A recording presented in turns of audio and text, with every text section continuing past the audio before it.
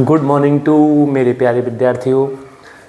और मेरे प्यारे विद्यार्थियों, मुझे आपसे उम्मीद है कि आपकी पढ़ाई बहुत अच्छी चल रही होगी। तो देखिए मेरे प्यारे विद्यार्थियों, इस क्वेश्चन में मैं उस दिन फिगर गलत बना गया था। ये इसका फिगर एक्चुअल में ये है और ये फिगर बना गया था, तो इसलिए क्वेश्चन आगे होने में इसमें प्रॉब्लम्स आ रही थी। तो इसे समझाता हूँ। इसके बाद में मेरे प्यारे विद्यार्थियों, आज मैं कॉन्ग्रुएंट ट्रायंगल स्टार्ट करता हूँ, उसे समझना। तो देखिए मेरे प्यारे विद्यार्थियों, मैं फिगर उस दिन ये बना गया हूँ, गलत बन गया है मुझसे। ये फिगर दिया हुआ है एक्चुअल में। तो अब इसे देखिए, आगे समझिए।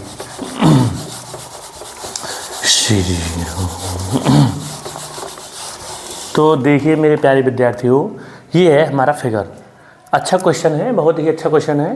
तो अब हम बात करते हैं यहाँ पर एरिया ऑफ ट्रायंगल। अब हम एरिया ऑफ ट्रायंगल लेंगे हर बार। तो यहाँ पे एक बार तो एरिया ऑफ ट्रायंगल को हम ऐसे लिख सकते हैं भाई, एरिया ऑफ ट्रायंगल का फॉर्मूला होता है एरिया ऑफ ट्रायंगल इक्वल, ये होता है 1/2 बेस इंटू हाइट। अब यहाँ पर ये हो जाएगा 1/2। अब इसका बेस हो गया ए बी। क्या हो गया मेरे प्यारे विद्यार्थियों? बेस ए बी हो गया। हाइट हमारे पास सी डी हो गई इक्वल, फिर 1/2 इसका बेस बी सी हो गया, और हाइट हमारे पास आ गई ए ई निकल के। क्या आ गई? ए ई इक्वल 1/2। मेरे प्यारे विद्यार्थियों, इसका बेस ए सी हो गया और हाइट निकल के आ गई वी एफ। क्या निकल के आ गई? B F. अब देखिए आगे समझिए, 1/2 से 1/2 यहाँ पर कट जाएगा, कॉमन वैल्यू है तो हम इसे काट सकते हैं। तो अब इसमें अब मैं क्या कर रहा हूँ, इन दोनों में मैं क्या करने जा रहा हूँ, A B upon B C equal, इस बी सी को इसके अपॉन में ले लिया, इस सी डी को इसके अपॉन में ले लिया, ए ई अपॉन सी डी। अब एक चीज़ और बताना चाहूँगा मैं, रेशो से संबंधित, जैसे 3:2 है तो इसको हम 3 प्रकार से लिख सकते हैं। इसको एक तो ऐसे लिख सकते हैं 3/2, एक हम इसको ऐसे लिख सकते हैं 3x, 2x। इन तीनों का मतलब एक ही होता है। इस रेशो को ऐसे लिखा जा सकता है और ऐसे लिखा जा सकता है। इसमें x के स्थान पर पूरे अल्फ़ाबेटिकल में से आप कोई भी यहाँ पर ले सकते हो।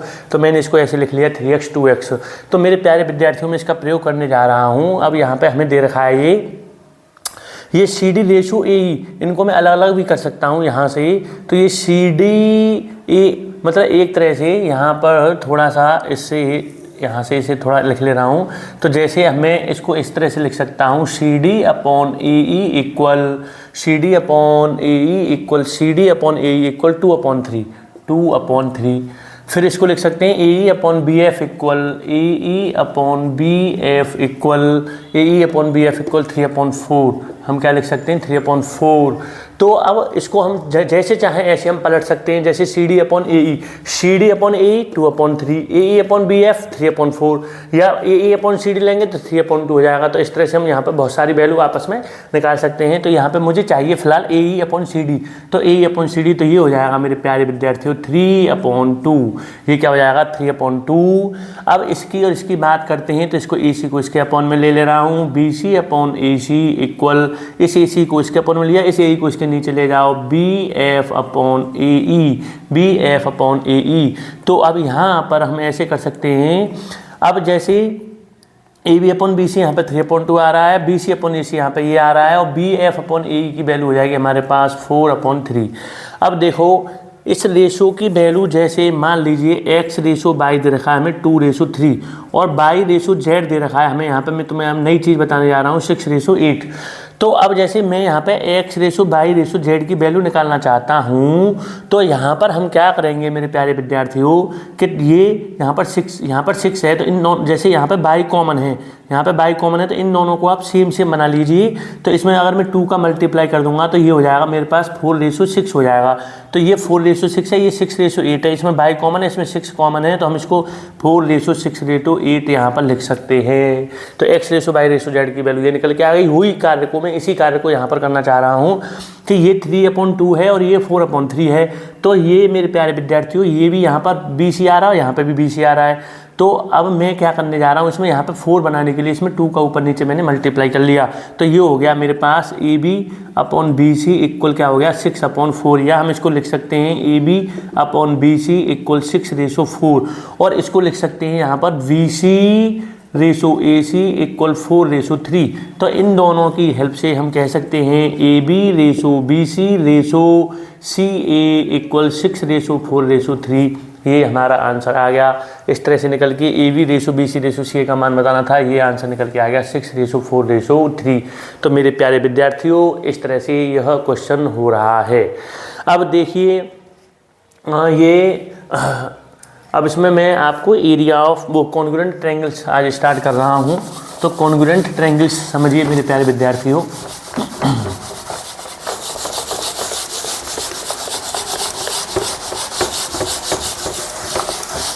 कॉन्ग्रुएंट ट्रायंगल्स, कॉन्ग्रुएंट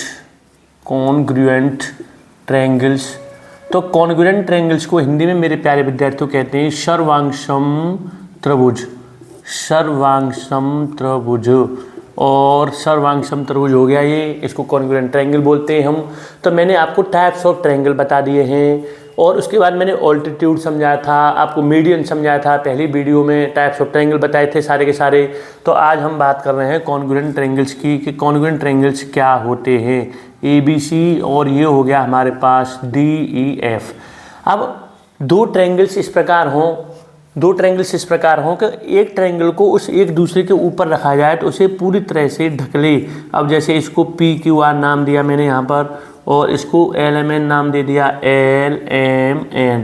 अब आप इसका प्रैक्टिकल इस प्रकार कर सकते हो कि दो कॉपी में ट्रायंगल्स बनाइए आप और उन्हें आप कैंची से काटने के बाद में और उस ट्रायंगल को एक दूसरे के ऊपर रख के देखिए कि अगर वो एक दूसरे को कवर कर लें पूरी तरह से, कहीं भी कोई भी कोना या कोई भी साइड इधर उधर निकलती दिखाई न दे, तो उन ट्रायंगलों को हम आप कॉन्ग्रुएंट ट्रायंगल कह सकते हैं।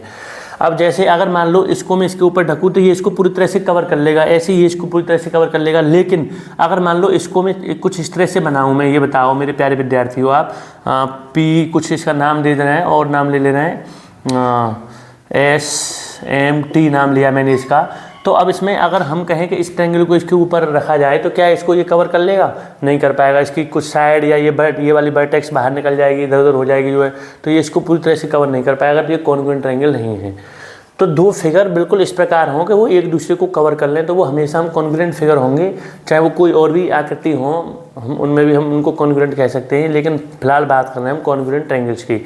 अब यहाँ पर कॉन्ग्रुएंट ट्रायंगल को प्रूव करने की, निकालने की, उन्हें सिद्ध करने की यहाँ पर 5 विधियाँ होती हैं। उनमें मैं उनको विधियों को बता रहा हूँ, मेथड्स को क्या होते हैं जो है मेथड्स वो कॉन्ग्रुएंट ट्रायंगल्स के। तो देखिए समझिए। तो मेरे प्यारे विद्यार्थियों सबसे पहले हम बात करते हैं, हमारा होता है SSS criteria rule. SSS criteria rule होता है, SSS रूल होता है। तो इसको हम कहते हैं साइड और साइड, भुजा।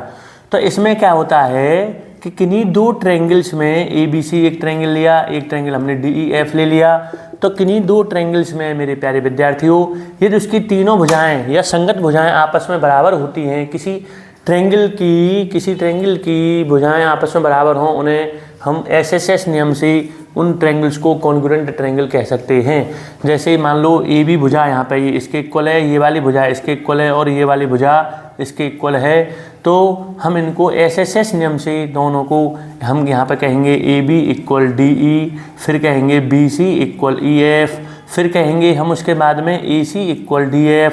तो SSS नियम से, SSS रूल से, SSS क्राइटेरिया रूल से हम कह सकते हैं, SSS रूल से कि दोनों ट्रायंगल ABC कॉन्ग्रुएंट होगा ट्रायंगल DEF के। और ये कॉन्ग्रुएंट का क्या होता है? साइन होता है। इससे रिप्रेजेंट करते हैं इस तरह से 2 लाइन और फिर इस तरह से, ये कॉन्ग्रुएंट का वो होता है, साइन होता है। तो ABC ट्रायंगल जो है यहाँ पे इसके DEF के क्या है, ये कॉन्ग्रुएंट है। तो ये होता है हमारा SSS रूल। उसकी करस्पॉन्डिंग साइड्स आपस में कैसे होनी चाहिए? इक्वल होनी चाहिए। अब अगले रूल की तरफ बढ़ते हैं। तो अगला रूल देखिए। तो अगला रूल होता है मेरे प्यारे विद्यार्थियों, अगला रूल होता है ASA criteria rule, CRI criteria rule, SSS criteria rule. ये आप वर्ड यूज कर सकते हो, नहीं तो ये ऐसे रूल इस तरह से आप कह सकते हो। तो अब ये ऐसे रूल क्या होता है इसे समझिए। जैसे 2 ट्रायंगल लिए हमने ABC और एक ट्रायंगल ले लिया हमने DEF। तो इसमें क्या होगा कि ये साइड इसके इक्वल है, ये वाली साइड इसके इक्वल है ओ सॉरी ए एस ए है ये, तो फिर एंगल, दो एंगल के बिटवीन साइड आएगी, सॉरी ये मैं गलत ले गया। ये एंगल मान लो इसके इक्वल है और ये वाला एंगल इस एंगल के इक्वल है और ये साइड इसके इक्वल होनी चाहिए। अगर इसमें कोई अदर साइड इक्वल हो, दोनों एंगल्स के बिटवीन वाली साइड इक्वल होनी चाहिए आपस में।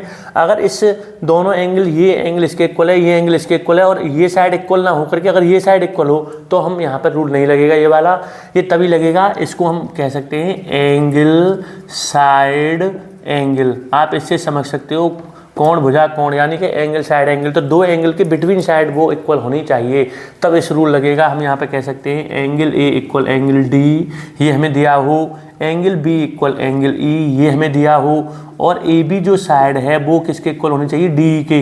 तब हम कह सकते हैं ए एस ए रूल से triangle A B C congruent है ट्रायंगल डी ई एफ के।